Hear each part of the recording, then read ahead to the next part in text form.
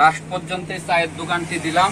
চায়ের দোকানের পিছনে আপনাদের সব রকম ব্যবস্থা আছে, বিড়ি সিগারেট যা খান সমস্যা নেই। অবশেষে অনেক কিছু চিন্তা ভাবনা করলাম, টাটকা টাকা ইনকামের মানে কোনো পথই নাই। দাদা সেটা ভাঙ্গা চাটা পুরো সেটা ভাঙ্গা হয়েছে। আর চায়ের স্বাদ যদি এরকম হয় তাহলে আমি আর কোনোদিন চা খেতে আসবো না দাদা। সেটা ভাঙ্গা চা দিয়ে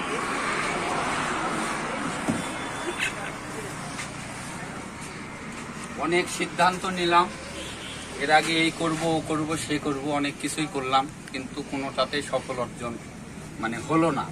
লাস্ট পর্যন্ত চায়ের দোকানটি দিলাম নোয়াটা বাজার লাকি মোটরসের পাশে। আপনারা সবাই আসবেন, এসে চা খেয়ে যাবেন পূর্ব পাশে। হ্যাঁ, চায়ের দোকানের পিছনে আপনাদের সব রকম ব্যবস্থা আছে, বিড়ি সিগারেট যা খান সমস্যা নাই। দাদা আমার চাটা একটু তাড়াতাড়ি দিয়ে। আচ্ছা আমি দিচ্ছি। ও আগে তো এনে নেওয়া যাবে না। আচ্ছা ঠিক আছে,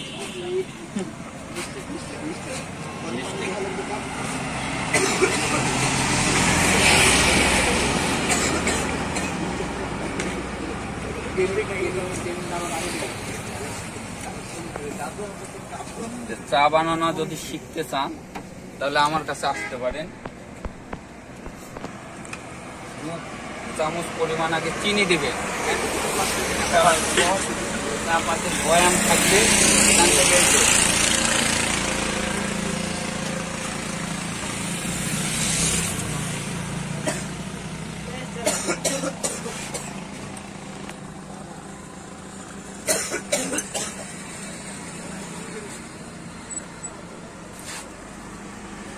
অবশেষে অনেক কিছু চিন্তা ভাবনা করলাম,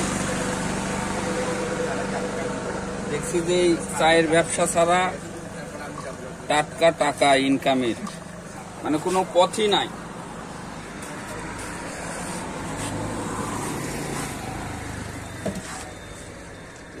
এপারে যে রেখে দিচ্ছি তাহলে হলো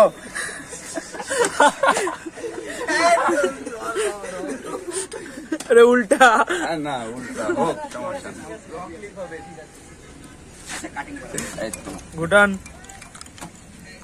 ঘুটালাম এভাবে তো চা বানাই নাকি? আচ্ছা সমস্যা নাই।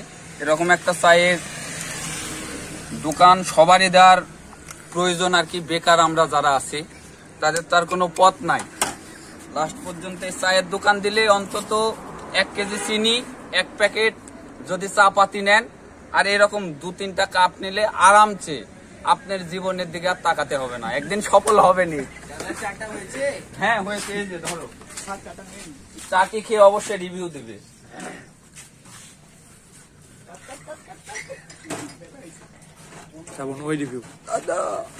দাদা সেটা ভাঙ্গা চাটা পুরো সেটা ভাঙ্গা হয়েছে। আর চায়ের স্বাদ যদি এরকম হয় তাহলে আমি আর কোনোদিন চা খেতে আসবো না দাদা। আচ্ছা ঠিক আছে, এরকম চা আমি আর খাবো না। ভালো রিভিউ দাও। ঠিক আছে গাইজ, আপনারা আসবেন অবশ্যই। লোকেশনটা বলে দাও। লোকেশন এটা তো জঙ্গল, ওইভাবে বলা যায় না। বাজাজ মোটরসাইকেলে আপনারা পূর্ব পাশে চলে আসবেন, জঙ্গলের ধারে আমাদের সামার টি স্টোর, গ্রুপে আমাদের মামা চায়ের টাকা ব্যবসায়ী। ঠিক আছে, আপনি কিছু বলতে চান? আমি আর কিছু বলতে চাই না। নিজেকে যদি সফলভাবে প্রমাণ করতে চান অন্য কিছু না, একটা চায়ের দোকান দিন, আর কিছু না। আজকের মতো এখানে শেষ করছি। আমি দুরন্ত দেবতা।